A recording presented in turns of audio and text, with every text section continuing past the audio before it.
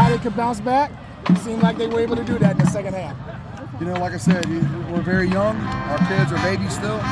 Each week they're taking little baby steps and they're getting better. My biggest thing going into tonight, I said it to a lot of people, can we get punched in the mouth and get back up and keep fighting? And I think we did. Nobody in the state believes we can win but us. So I'm going to take my 63 guys and I'm going to keep believing that we can win each week. The defense, I mean, you mentioned it. They were going to be fast, but they were going to be young. But they make some mistakes, but they're going to fly around in the ball. You held them to a safety, basically, in the second half. What was the difference from half one to half two? Not having stupid penalties. You know, when you hit a guy going across the middle and the ball is 3 seconds fast, or you flex over top somebody, or you have a fumble on the ground and you don't pick it up. Those are the little things when we start doing are going to be a really good football team. And our offense, I promise you, before the end of the year, is going to get it together. We are 4 brand new guys starting on the line with 1 4-year starter. When those guys finally click, I'm telling you, we're going to be a dangerous backfield. We got the receivers that can do it. We give Medley a little bit of time, and we're going to have some fun in this offense. This was huge going to your bye week before Glen Allen to get this rivalry game under your belt, get the victory, and then get a week off. Oh, yeah, definitely, man. The kids are going to I don't know that they're necessarily going to enjoy Monday. We're going to watch them film, and like I said, they better bring their track shoes. That's all I can tell them. Kevin, what'd you see on the Waller pick six? Felt like the game turned there. You know, like I said, again, our defense, we're going to ride them early and often this year.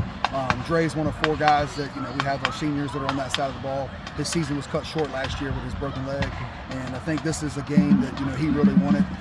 We were walking on the track today, and he was in one of my weightlifting classes, and I said, "Are you all right, man? I've never seen you quiet like this." And he looked at me dead serious and says, "Coach, I'm locked in. I'm ready to play right now." And I knew right then. I said, "Uh-oh, this guy's going to have a game tonight." You could just see it in his eyes. This is this senior year for him.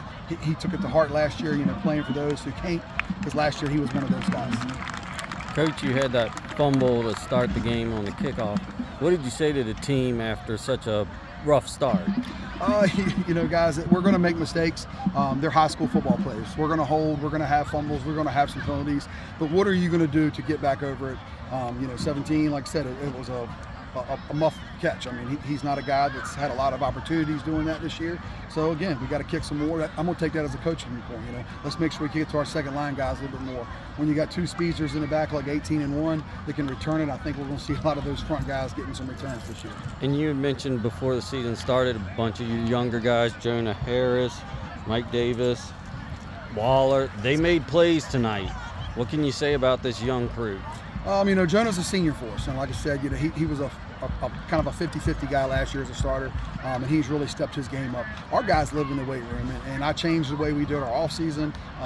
PJ Best took over our off-season program and really ran with that. TJ Minner came in from Hampton-Sydney, brought some new ideas in our weight room, and we're actually lifting 3 days a week during the season now. And like I said, I think that showed tonight out here on this field. Our kids didn't get worn down, and I think that weight room's paying off for us. You got to be proud of Lewis and Height stepping up with 2 of your primary playmakers hurt to begin the season.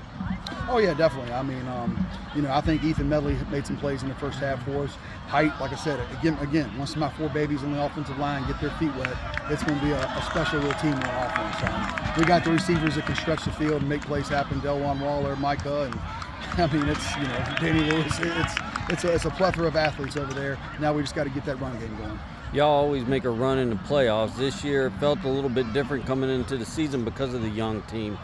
How do you feel as a coach seeing these guys make the plays and seeing that development just in the first 2 games?